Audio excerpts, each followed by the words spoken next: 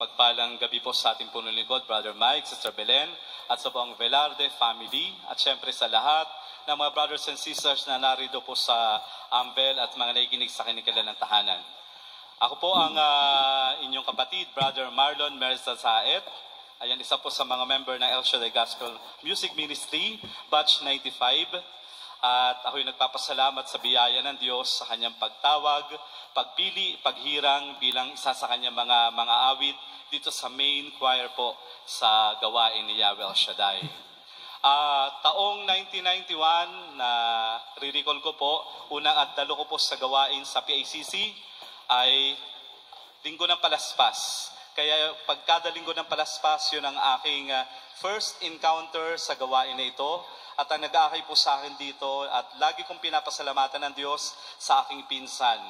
At hindi pa ako naakay sa gawain ito sa pamamagitan ng salita ng Diyos, kundi naakay po ako sa sharing. So doon po talaga ako naakay sa gawain na ito. At nung dumalo na po sa gawain, paunang dalo ko sa PACC, iba na po yung talagang naramdaman ko na talagang para ako nasa langit na kasi Linggo ng Palaspas, napakaraming palaspas, akala mo merong hari na paparating. At pangalawang nakapukaw sa akin po yung kantahan ng El Shaddai Gospel Choir po noon na lalabing dalawa pa lang. So ako po isa sa produkto ng kanilang paglilingkod kasi naakay nila ako eh. So kaya ako yung nawili na dumalo sa gawain at nabuhay sa akin yung muling pagkanta kasi nga nung marinig ko yung gospel, lalabing dalawa pa lang sila noon. At yun po ang simula na ako po yung laging dumalo dito sa gawain. At ako'y simpleng tao lamang po, nasa probinsya, kasama mga kalabaw, bukid, yun po, bundok. So ako po yung tao na ayoko po ng maligalig. At gusto ko lagi tahimik yung paligid ko. At kaya hindi ko po inaasahan na mangyayari sa akin dito na mapunta ng Manila. At yun po, katakot-takot na adjustment. Sa madaling salita, yung buhay ko po talaga ay mahirap. Pero sa awa ng Diyos, mula nung nag-El Shaddai ako, doon ko na-realize na nung hindi ko pa siya kilala, sinasamahan na po ako ng Panginoon. Amen. Amen? So yun Amen. Po. At 4 years later, that was 1995, ay natawag po ako dito bilang mga awit at hindi ko po yun inaasahan. Sa totoo lang, yung pagkanta ko sa banyo lang po ako kumakanta. Nung hindi kagaya ng iba, kinakarir. Talagang lumalaban sa singing contest. Ako hindi po, sa banyo lang. Napukaw lamang ito nung narinig ko yung El Shaddai Gospel Choir. At sabi ko, El Shaddai, kung totoo ka, balang araw kakanta rin ako kasama nila. During healing message po, talagang nakita ko sa vision ko, lalabing dalawa sila. Nakita ko pang 13 ako. Lord, para namang nagbibiro ha, parang Judas ang dating ko, pang 13. Pero may makasama na po na 4 na layer kami, yun lang 13 ang nakikita. Pero may makasama na wala pang mga mukha. At nung dumami nga, natakot po ako kasi, para magkakatotoo. At yun nga, 4 years later, kasama ko si Brother Ed, batch 95 po kami. Kaya salamat sa Panginoon. So hindi po madali kapag ikaw ay tinawag, pinili at hinirang na ating Panginoon. Kasi yung kinantahan nila, napakagandang awitin noon. Talagang isa rin sa mga pumukaw sa akin bilang tinawag at pinili ng Panginoon. At unang kinantayan ng isang gospel choir na napakaganda ng tinig, Sister Monet Barlaan na nauna na. Kaya hindi po madali bilang ikaw ay maglingkod sa Panginoon at tawagin, piliin ka. Dahil dadaan tayo sa mga matinding pagsubok ng buhay. Hindi ko na po isa-isahin yun, talaga matindi yung mga pagsubok ng buhay. Andyan yung persecution, pagsabihan ka ng mga masasakit, i-reject ka. Lahat po yan ay naranasan ko. Pero salamat sa grasya at biyaya ng Diyos dahil sa kakapakinig ng salita ng Diyos, ako po ay, pinatatag. Kasi pag sa paglilingkod, kailangang matatag ang iyong pananalig, pananampalataya at pag-ibig sa Diyos, matatag ang dibdib. Matatag yung sikmura mo. Amen? Dapat talagang, kay Lord ka lang nakafocus. Kaya po ay nagpapasalamat sa ating Panginoon sa kabila ng napakaraming pagsubok. Ang pagsubok, hindi yan nagpapaalam. Biglaan po kung dumating. At salamat sa salita ng Diyos bilang kanyang tinawag at pinili sa ubasan na ito, yun po ang aking haligi at aking sinasandalan na kahit ano man dumating ang aking panalangin lagi, Always lead me, Lord, enlighten my mind, at magkaroon ng presence of mind para magampanan ko yung tungkuling ipinagkalob sa akin bilang El Shaddai Gospel Music Ministry member. To God be the glory. Praise God. Amen. Purihin ang ating dakilang Yahweh El Shaddai. Bless ang may bahay po ni Brother Chris Robles, isang miyembro po ng ESCMM. Sisimulan ko po ang aking sharing ngayon. Nung pinagpapasalamat ko po kay Yahweh El Shaddai dahil alam ko pong napili niya ako, hindi man ako pinapanganak pa, alam kong dadalhin niya ako sa mundong ito at ginamit niya nga po yung aking mga magulang na napili din niya na maghuhubog mo sa akin na maging mabuting tao sa aking buhay. So year 1991, tinawag po kami ng aking magulang, kaming dalawa po ng nanay ko po, ang unang tinawag sa aming pamilya upang umatin ng gawain ni Yahweh El Shaddai. Bata pa po ako noon, medyo first year high school pa lang po ako that time, and tinawag din po at tinawag ako ng aking tita na sabi niya, umatin daw po ako ng gawain at sumama ako bilang choir sa isang prayer group. Doon na po nagsimula ang lahat hanggang sa nagdire-diretso na po siya, hanggang sa graduate po ako ng college year 1998. And then dumating po ang taon, na year 2000, parang nag-work na po ako niya, no? Nung same year na yon, parang nagdasal po ako kay Lord. Sabi ko, Lord, 2000 na. Wala pang dumarating. Sabi ko po sa kanya ganoon. And nung that time na nag-work na po ako noon, kalat na kalat po sa opisina namin, na parang magzi-0-0 daw po, at ang data mawawala, and baka mawala ng trabaho, magkagulo, ganyan-ganyan. Kaya ako po ipalihim na silently nag-pray po ako sa Lord. Sabi ko po sa kanya, Aba Lord, 2000 na po. Baka magunaw na mundo, wala pa po akong boyfriend. Sabi ko ganyan sa kanya. And then, dumating po ang January po yan, nung nagdasal ako kasi nagsisimula pa lang po kami nag-aayos ng sistema sa trabaho. And then April dumating. May dumating pong isang grupo na naging bisita namin sa aming choir. And sa pagdating ko po na yon, hindi siya namamansin. Suplado. Interesting po kasi parang sa lahat ng dumating bagong choir namin, siya lang po ang hindi namamansin. Napakasuplado, parang masungit. And mukhang pintasero. So masyado po ako na-curious sa kanya. Hindi ko po siya, parang lagi ko po siyang napapansin. Parang naiinis pero may curious, parang curious ka sa kanya. And then may one time na umatin ako ng isang diocesan na meeting, may nagte-text sa kanya. Sabi ko, sino nagte-text? Sino tinetext mo, sis? Si Brother Chris. Sabi niya, napaisip po ako. Sabi ko, teka, bakit siya tinetext ako hindi? Sabi ko pong ganon.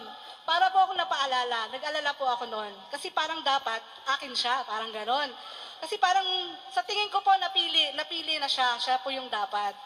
So, ang ginawa ko po, kinuha ko po yung number niya. Ayan umaamin na po ako po ang nauna. So, talagang kinuha ko po yung number niya at tinext ko po siya. Kinamusta ko lang naman po hanggang sa, yun naman pala, may gusto naman pala. Yun po, hanggang sa natapos na text na po kami ng text. And then, come December 2000, same year, 2000, naging kami po. To cut the story short, mga 4 na taon po ay nagyaya na po siya magpakasal, kaya 2004 kami po ay kinasal. Nagbiniyayaan po kami ni Yahweh Shaddai na 3 supling. Ito po ay 2 babae at 1 lalaki. So kami po ay nagsasama na in 20 years. At ito pong 3 anak na ito, tulad po ng pangako ko po kay Yahweh El Shaddai. Ang pamilya ko pong pangarap noon, hindi ko po nga pangarap makatapos ng pag-aaral. Ang pangarap ko po ay magkaroon ng masaya at mabuting pamilya. So tinupad niya sa pamamagitan niya at sa pamamagitan po ng pagbigay ni Yahweh El Shaddai ng 3 supling. Napili niya po itong 3 bata para sa amin, na which is sila pong 3 ay miyembro po ng Youth for El Shaddai Gospel Music Ministry din. Kaya nagpapasalamat po ako ng mabuti kay Lord kasi mula sa mga magulang na binigay niya sa akin para ako po hubugin na maging mabuting tao, pinangarap ko rin po na maging mabuti para sa aking pamilya at sa aking asawa. Kaya ang lahat po ng papuri at pasasalamat ay parang tanging kay Yahweh El Shaddai lang po. To God be the glory. Amen. Praise the Lord. Praise the Lord. Purihin ang ating dakilang Yahweh Shaddai. Din po, Ako nga po pala si Sister Christy Gonzaga, ang asawa po ng aking katabi ngayon na napakagwapo sa El Shaddai Gospel Music Band. Sabi daw niya kasi, sabihin ko daw na gwapo daw siya para daw po pair. So sabi ko, sige, sasabihin ko yun na gwapo ka. Ang patotoo ko po, kung paano po kami nagsimula sa gawain na ito. Bali po, doon po sa lugar namin sa Rizal, ginamit po ako ng Panginoon na bilang isang mga awit din po niya doon sa lugar ng Rizal po, bilang isang mga awit. At siya din po, ginamit din po ng Panginoon bilang isang manunugtog naman po. Nagsimula po kami mga ano pa po, talagang neneng na neneng pa po. Siguro grade 6 pa po halos ako, nakilala ko na po ang gawain ito dahil din po sa aking mga magulang. Ganon din po siya, nagsimula rin po na batang-bata pa rin po. Yun po, doon po nagsimula ang aming love story po ng aking brother husband. Hanggang sa hindi na po niya ako tinigilan. So, kung saan po ako nakapunta, doon rin po siya, buntot po siya ng buntot sa akin. Siguro, sabi ko nga sa kanya, sige na nga, sasagutin na nga kita yan. Hanggang sa naging kami po, tapos nagpakasal po kami, 1998. Sa ito pong taon na to, mag-anniversary na po kami, going to 26 years na po kami ng aking brother husband na magkasama.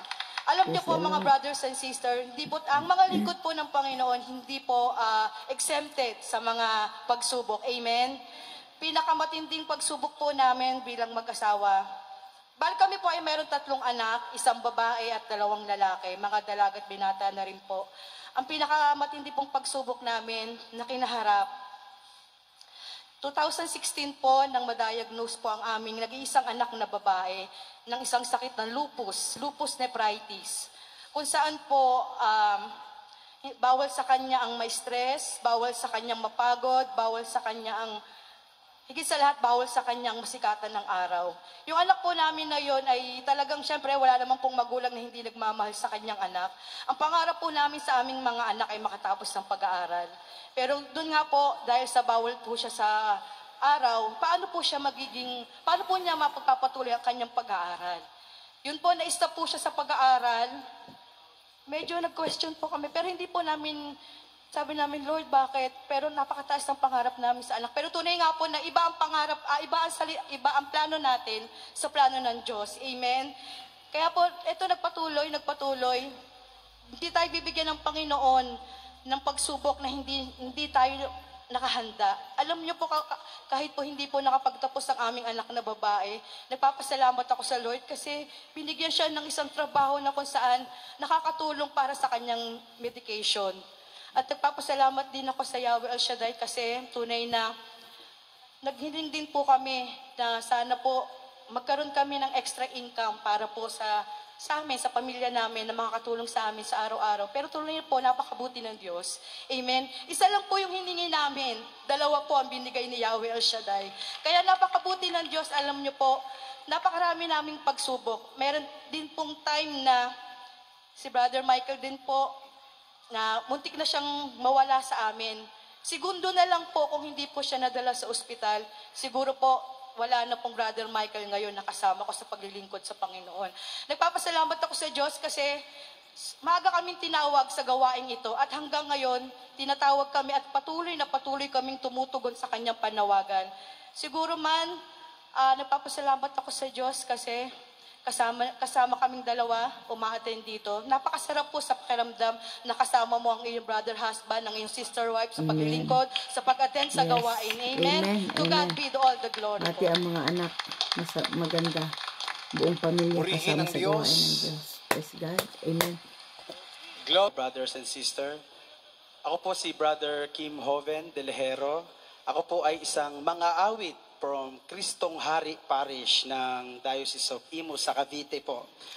Nag-start po ako maglingkod sa ating Panginoong Yahweh El Shaddai taong 2008. I was second year high school that time. Pero nung bata pa po kami ay dinadala na po ako ng aking lola sa Luneta upang umattend ng overnight celebration ng anibersaryo ng ating gawain. At nung naglingkod po ako sa Panginoon bilang isang mga awit sa aming chapter, ay hindi pa po talaga ganun na nagre-rema ang Word of God sa akin po.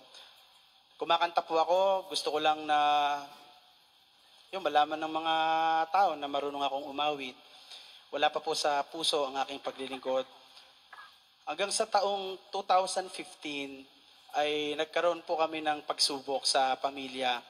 Yung kaisa-isang nag-i-income sa pamilya namin, yung aking papa, yung aking tatay, ay nagkaroon po siya ng karamdaman. At hindi po malaman sa MRI at CT scan kung ano ba talaga yung root cause ng karamdaman niya. Alam niyo po mga kapatid, simula nung araw na yon, lahat ng awit ko, lahat ng dasal ko nanggaling na sa aking puso.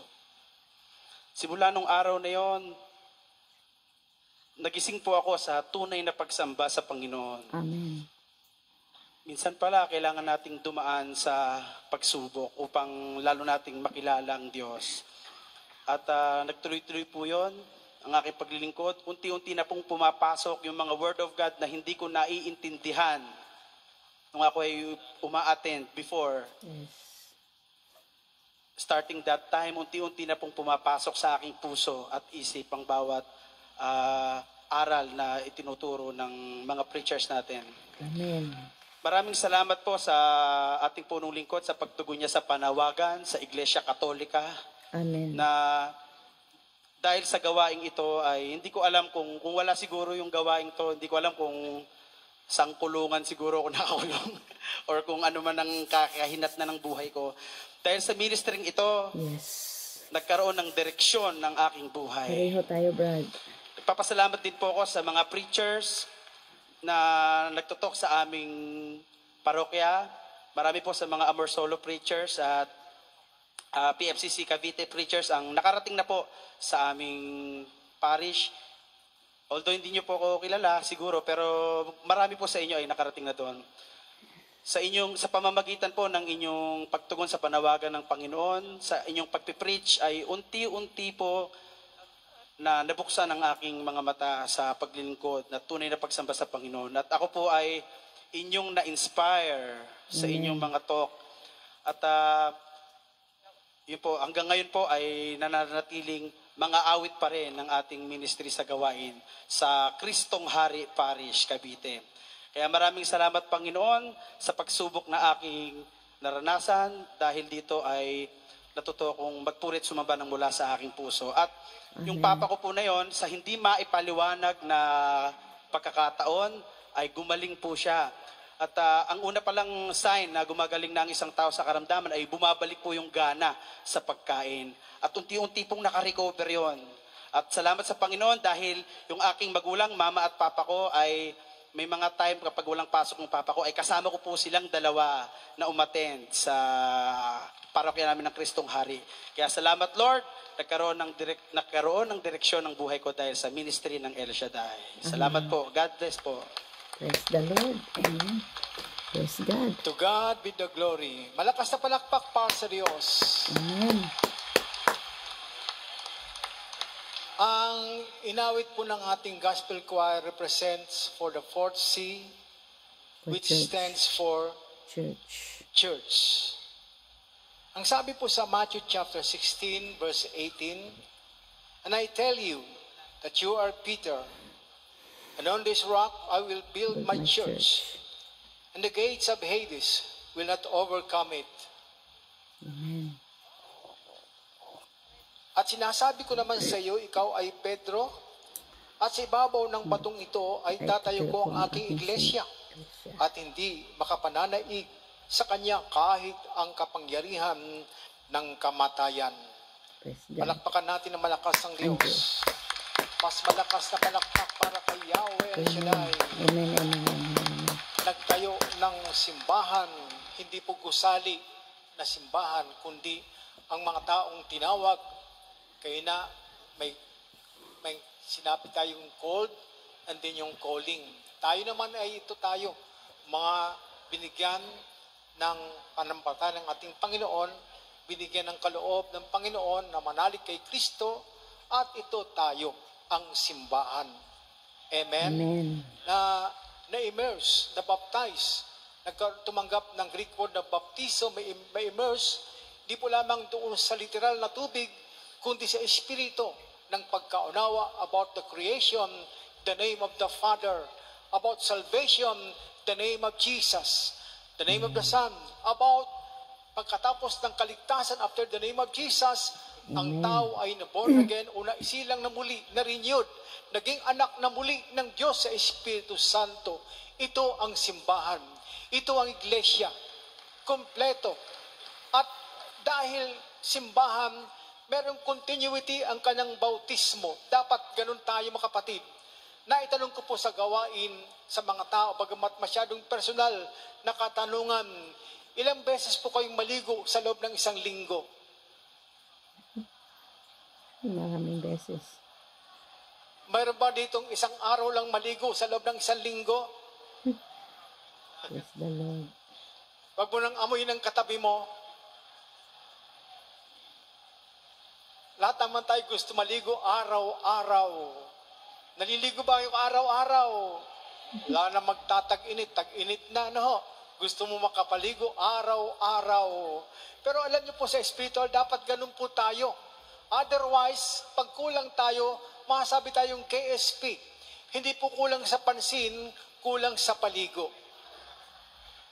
Sabihin siya katabi, huwag kang magkulang sa paligo. Huwag kang maging KSP. Araw-araw, maligo ka sa espiritu ng salita ng Diyos. Praise the Lord. Bilang simbahan, bilang iglesia, mga kapatid na itinayo ng Panginoon, eto tayo. May pahid ng kapangyarihan ng banal na dugo ni Kristo Jesus. Ang pintuan ng ating panampalataya. Hindi kami babagsak kahit matinding pagsubok, kahit matinding unos, nandiyan ka pa rin. Yan ang tatak ng simbahan. Amen. Iba't ibang pinagdaanan, eto pa rin, nakatayo pa rin dahil tatag ng ating Panginoong Jesucristo. Amen. Maraming pinagdadaanan, yan naman talaga ang tatak ng simbahan. Tayo bilang mga manampalataya, dumadaan din sa ganon. Na po, ganon pa man, ang pangako ng Panginoon, and I tell you that you are Peter, and on this rock I will build my church. Ang batong ito ay nagpapaalala ng talagang matibay, matatag. At dapat ganun pong ating panampalataya. Hindi nagtataksil. Kahit may manliligaw na ikaw ay magtaksil sa panampalataya, dapat mong maunawaan, mga kapatid, ang sinasabi ng Biblia, ang matiling tapat hanggang wakas, ang siyang may ligtas. Ang batong ito nagbibigay din ng hint or pahiwatig sa atin na dapat ganun pong ating panampalataya, hindi natitinag. Kahit matinding pagsubok, kahit matinding senaryo, hindi ka naapektuhan, hindi ka nagpapatanga sa espiritu ng panlulupaypay, hindi ka nagpapatisod kahit nakakatisod ang sitwasyon, mga kapatid, sapagkat nakikita sa katatagan ng isang simbahan. Tayo po yun. Amen. Amen? May continuity ang ating bautismo. Di lamang in the name of the Father, the Son, the Holy Spirit, dapat immerse pa tayo. Babad pa tayo sa espiritu ng salita ng Diyos. Na walang iba kundi si Kristo. Amen.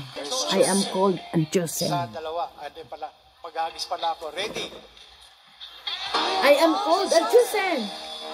I am called and chosen. I am called and chosen. God bless us all. Salamat sa Diyos. Thank you, Lord. Praise the Lord. Salamat sa ating Diyos na buhay. Isang matagumpay na namang gawain sa araw pong ito. Mula po sa Ambel City, the City of Faith. At napakaganda po ng mensahe na ipinahayag na ating Panginoon. At salamat po sa ating Diyos na buhay. We are called by God. We are chosen. At nawa po sa grasya po natin, Panginoon, tayo din po ay tumugon. At sa mga nagpatotoo po, talagang salamat sa Diyos sa kanilang pagbahagi ng kanilang mga experiences po. Encounter with the goodness of God, na kung saan isa din po ako dyan na kung nung ako po tawagin natin Panginoon, naakay po ako sa mga buhay na patotoo. Kasi naalala ko po noon sa Cavite, 1994, nung una kong dalo sa Cavite, nasa Tansa Cavite. Maraming nagpatotoo po doon. Parang ayaw po akong maniwala dahil akala ko sila ay binayaran lang ni Brother Mike. Bago lang po akong akay noon eh. inakay po ako ng kasamahan ko sa trabaho. So sumama po ako kasi wala na po kaming wala na po kaming mga material sa aming kumpanya. So no work, no pay. Siyempre, sabi niya, sama ka kasi wala naman tayong gagawin. Mag-attend tayo ng El Shaddai. Naalala ko po noon nung nasa Pasay pa. Iniyaya ko ng auntie ko na pumunta ng Amorosolo. Dami kong dahilan. Sabi ko, naku auntie, kung ano na naman yung relihiyong pinapasok mo. Sino na naman yan si Brother Mike? Bakit naman nagtatayo pa ng ibang relihiyon yan? Sino naman yung El Shaddai na yan? Ganon po ako magsalita noon. Pero, praise God, sa biyaya ng Panginoon, hindi po niya yun pinansin yung aking mga tanong-tanong na yon at pag sa kanya. So, hindi po ako pinilit ng auntie ko, hindi ako napilit. Dumating po yung time, nag-close down ang aming kumpanya sa Pasay. Yung pong pinakaunang company na pinapasukan sa biyaya at tulong po ng ginamit ng Panginoon aking pinsan na si Tita. Ako po ay kanyang nirecommend doon. Opo, so noon pa man, hindi pa man ako nakakilala kay El Shaddai, ay ako ay ginagabayan na po niya. At yun po ang nangyari, nung na-close down, hinanap ko po, ay kami po pala ay